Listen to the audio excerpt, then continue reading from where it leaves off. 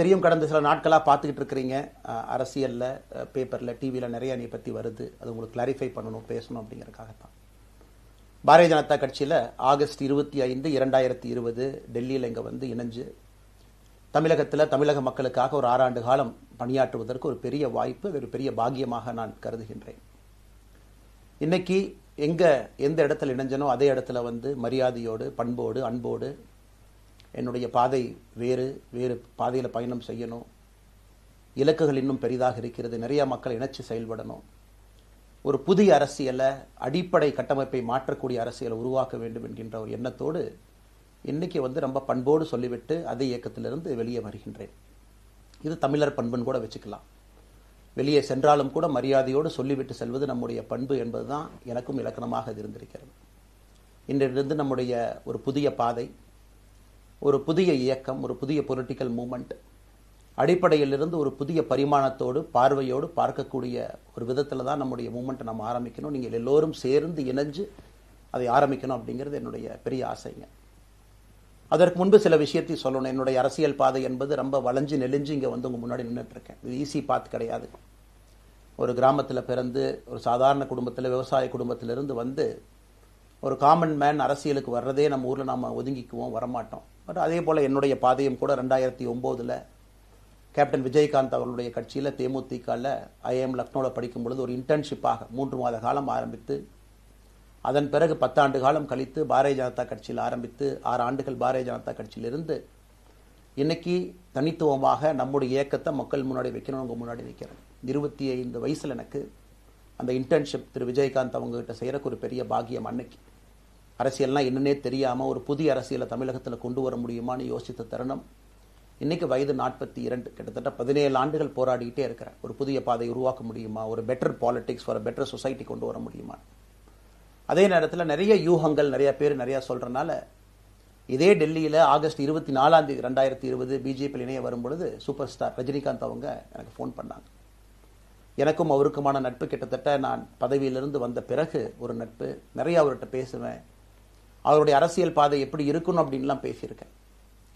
அப்போ திரு super star அவர்கள் இங்கே டெல்லியிலிருந்து திரும்ப வரணும், அவருடைய இயக்கத்தில் இணைய வேண்டும் என்ற வேண்டுகோளை ஆகஸ்ட் 24 ஒரு நாளைக்கு முன்னாடி பிஜேபியில் சேரும் பொழுது வைத்த பொழுது 3 விஷயம்தான் என் கண் முன்னாடி இருந்துச்சுங்க. தமிழ்நாட்டுக்கு எது நல்லது, அது எந்த மாற்று கருத்தும் இல்லை. சூப்பர் ஸ்டார் அரசியலுக்கு வர்றதுதான் தமிழ்நாட்டுக்கு நல்லது. சூப்பர் ஸ்டாருக்கு என்ன நல்லது, அவர் அரசியலுக்கு வராமல் இருக்கிறது தான் அவருக்கு நல்லது. கோவிட் காலகட்டத்தில் அவருக்கு இருக்கக்கூடிய உடல் பிரச்சனைகள், அதையே பார்த்துக்கணும். முதல்ல அவர் ஆரோக்கியமாக சந்தோஷமாக இருக்கணும். அண்ணாமலைக்கு எது நல்லது, பாரதிய ஜனதா கட்சியில் இணைகின்றேன் என்கின்ற வாக்குறுதியை திரு சந்தோஷ் ஐயா கிட்ட கொடுத்தேன், ஒரு ப்ராமிஸ் கொடுத்தேன். அதை பிரேக் பண்ணக்கூடாது அப்படிங்கிறதுல நான் தெளிவாக இருந்தேன். ஸோ 3 கான்ஃப்ளிக்ட் இங்கே இருக்கும் பொழுது, ஸோ ஒரு நாள் இந்த கட்சியில் இணைவதற்கு முன்பாகவே முழு கான்ஃப்ளிக்ட். அன்னைக்கே ரஜினிகாந்த் ஐயா பேசி அந்த ஃபோன் காலுக்கு முதல் முறையாக மறுத்து, ஐயா மன்னிச்சுக்கங்க, என்னால் வர முடியாது என்று சொல்லி பாரதிய ஜனதா கட்சியில் அடுத்த நாள் இணைத்துக் கொண்டேன். அதன் பிறகு சூப்பர் ஸ்டார் அவங்களை பார்த்து மன்னிப்பு கேட்டேன். அவரும் பெருந்தன்மையாக அவருடைய அரசியல் பாதையை அவரும் பெருந்தன்மையாக அடுத்து தீர்மானித்தார். எதுக்கு இதை நான் சொல்கிறேன் அப்படின்னாங்க, சில யூகங்களுக்கெல்லாம் என்று முற்றுப்புள்ளியை வைக்க வேண்டும் என்பதற்காக மட்டும்தான் இதை நான் சொல்கிறேங்க. வேறு எந்த காரணமும் கிடையாது. இன்றைக்கும் சூப்பர் ஸ்டார் அவர்கள் மீது பெரும் மதிப்பும் மரியாதையும் வைத்திருக்கக்கூடிய மனிதன் நான். அதே நேரத்தில் பாரதிய ஜனதா கட்சியை பொறுத்தவரை இந்த 6 ஆண்டு காலத்தில் எப்பொழுதும் ஒரு விஷயத்தை விட்டுக் கொடுத்தது கிடையாது. தமிழ்நாட்டினுடைய அடையாளத்தை விட்டுக் கொடுத்தது கிடையாது, மண்ணை விட்டுக் கொடுத்தது கிடையாது, கலாச்சார பாரம்பரியத்தை விட்டுக் கொடுத்தது கிடையாது, நம்முடைய நீரை விட்டுக் கொடுத்தது கிடையாது. நிறைய பேர் எங்கிட்ட கேட்பாங்க, குறிப்பாக இந்த பகுதி இந்தியாவில் வரும்பொழுது, அண்ணாமலை நீங்கள் தமிழனா இந்தியனா அப்படின்னு கேட்பாங்க. இது எனக்கு ஒரு பெரிய கான்ஃப்ளிக்டிங் கொடுக்கக்கூடிய ஒரு விஷயம். Are you a Tamilian, are you an Indian அப்படின்னு. தமிழ்நாட்டில் என்னுடைய அப்பாவோ அம்மாவோ, என்னோட அம்மா தமிழ்நாட்டை தாண்டி வெளியே வந்ததே கிடையாதுங்க. தமிழ்நாட்டில் மட்டும்தான் இருந்திருக்கிறாங்க. என்னுடைய பாரம்பரியம் எல்லாமே.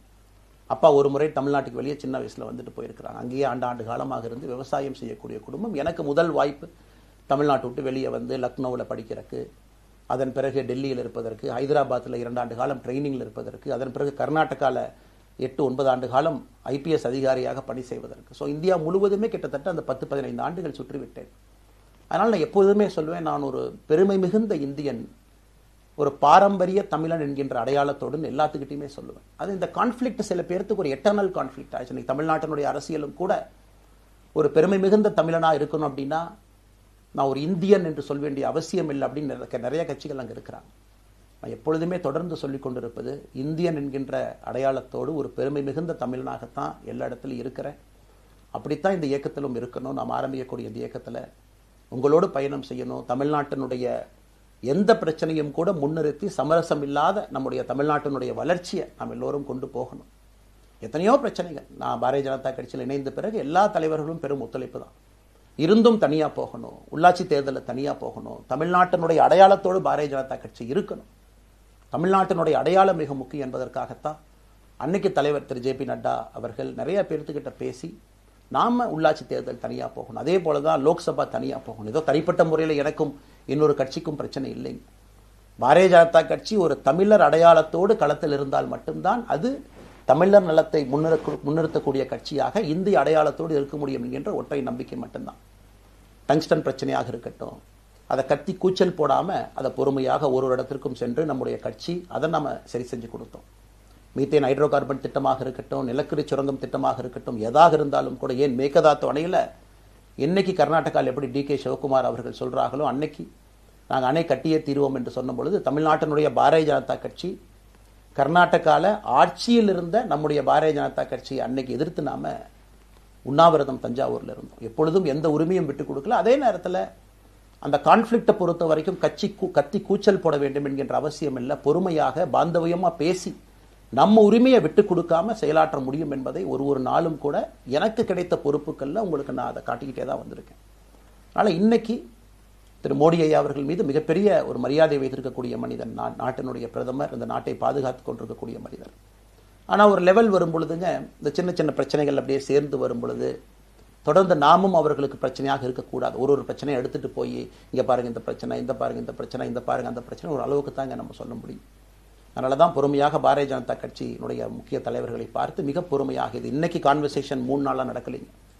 இதை கிட்டத்தட்ட நான் 1 ஆண்டு காலமாக பாரதிய ஜனதா கட்சியினுடைய தலைவர்கள்ட்ட சொல்றேன். 18 மாதங்களாக எனக்கு இருக்கக்கூடிய கருத்து வேறுபாடுகளை மிக பொறுமையாக, வெளியில கத்தி கூச்சல் போடாம மிக பொறுமையாக 18 மாதங்களாக எல்லா இடத்துலையும் சொல்லிக்கிட்டே வர்றேன். டிசம்பர் 4ஆம் தேதி பாரதிய ஜனதா கட்சிக்கு சொன்னேன், நான் கட்சியிலிருந்து வெளியே செல்ல இருக்கின்றேன், இன்னைக்கே உங்களை நான் தயார்படுத்த விரும்புகிறேன், அதனால நீங்க நாளைக்கு நான் எடுத்தோம் கவுத்தன் ஒரு முடிவெடுப்பதாக நீங்கள் நினைக்கக்கூடாது. டிசம்பர் 4, 2024 25 பாரதிய ஜனதா கட்சிக்கு சொல்லியிருந்தேன். தேர்தல் பணியை முடித்துவிட்டு செல்ல வேண்டும் என்று சொல்லியிருந்தார்கள். அதுவும் இந்த கட்சியினுடைய ஒரு உண்மை தொண்டனாக கட்சி சொல்லியிருக்கிறாங்க, தேர்தல் பணியை முடித்துவிட்டு மே கடைசி வரை நம்முடைய பணியை செய்துவிட்டு தான் வெளியே வரணும் அப்படின்னு. அடுத்து நாம் என்ன செய்ய போறோங்க? அடுத்து நாம் இதெல்லாம் பேசிட்டோம், பழச பேசிட்டோங்க, இருந்ததை பேசிட்டோம். அடுத்து ஆனந்தமாக அன்போடு தமிழ்நாட்டில் ஒரு அரசியல் இயக்கத்தை நாம் துவங்க இருக்கின்றோம். இது அரசியல் இயக்கமா கட்சி இல்லையா அப்படின்னு நீங்க யாரும் கேட்கவே வேண்டாம். கண்டிப்பாக தமிழகத்தில் அடுத்து நடக்கக்கூடிய தமிழகத்தினுடைய பொது தேர்தலில் நம்முடைய கட்சி போட்டியிடும், அதில் எந்த மாற்று கருத்தும் இல்லை. அதற்கு நம்ம தயார் பண்ணணும், நிறைய லீடர்ஸை தயார் பண்ணணும், நிறைய கேடர்ஸை, வாலண்டியர்ஸை தயார் பண்ணணும், உத்வேகத்தோடு தயார் பண்ணணும், அவங்களுக்கு அந்த ஸ்கில் செட்டை நம்ம உருவாக்கி கொடுக்கணும். அதற்கு கொஞ்சம் நேரமாகும். நாம் இது ஒரு இயக்கமாக ஆரம்பித்து நிறைய மனிதர்களை உள்ளே கொண்டு வந்து அவர்களுக்கு சில இடத்துல அரசியலை சொல்லிக் கொடுத்து எல்லா தரப்பட்ட மனிதர்களையும் உள்ளே கொண்டு வந்து, ஏன்னா பாரதிய ஜனதா கட்சியினுடைய தலைவராக பொறுப்பேற்ற பிறகு நான் முதல்ல போய் ஆசீர்வாதம் யார்கிட்ட வாங்கினாங்க, சமீபத்தில் மறைந்த நல்ல கண்ணையாகிட்ட தான். இன்னைக்கு மண் சார்ந்த அரசியலை முன்னெடுக்கணும், நல்ல மனிதர்களுடைய கொள்கைகள் உள்ள கொண்டு வரணும், எல்லா மனிதர்களையும் உள்ளடக்கிய அரசியலை நாம் முன்னிறுத்தணும். டெக்னோக்ராட்ஸ் பெருமளவில் நமக்குள்ள வரும், பெருமளவில் நமக்குள்ள டெக்னோக்ராட்ஸ் வரும்.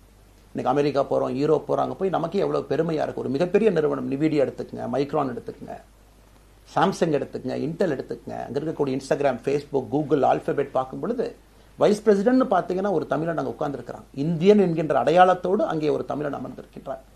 என்னுடைய கனவு உங்கள் பல பேர்த்த போல அவர்கள் எல்லாம் திரும்ப இங்கே வந்து அரசியல்ல ஏதோ ஒரு விதத்தில் கான்ட்ரிபியூட் பண்றதுக்கு நம்முடைய இயக்கமும் நம்முடைய வருகின்ற காலத்தில் நம்ம ஆரம்பிக்கக்கூடிய கட்சியும் அதற்கு உறுதுணையா இருக்கணும். அத்தனை டேலண்ட்டை ரிஃபைன் பண்ணி நம்ம கொண்டு வரும்.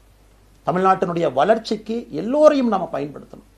இதுல எங்கேயுமே கூட நான் பெரிது நீன் பெரிது என்று இருப்பதை விட ஒரு வளர்ந்த பாரதம், இந்தியா உலகத்துல மிக முக்கியமான இடத்துல அந்த பாரதம் வந்து அமரும் பொழுது முதன்மை மாநிலமாக தமிழகத்தை கொண்டு வந்து நிறுத்த வேண்டிய பொறுப்பு நமக்கு இருக்கு.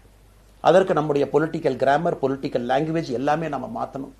நம்ம பேசக்கூடிய விஷயம். அடுத்து இன்னொன்று கேட்குறாங்க, நான் கமெண்ட் வர அப்படியே நான் பேச ஆரம்பிக்கிறேன்.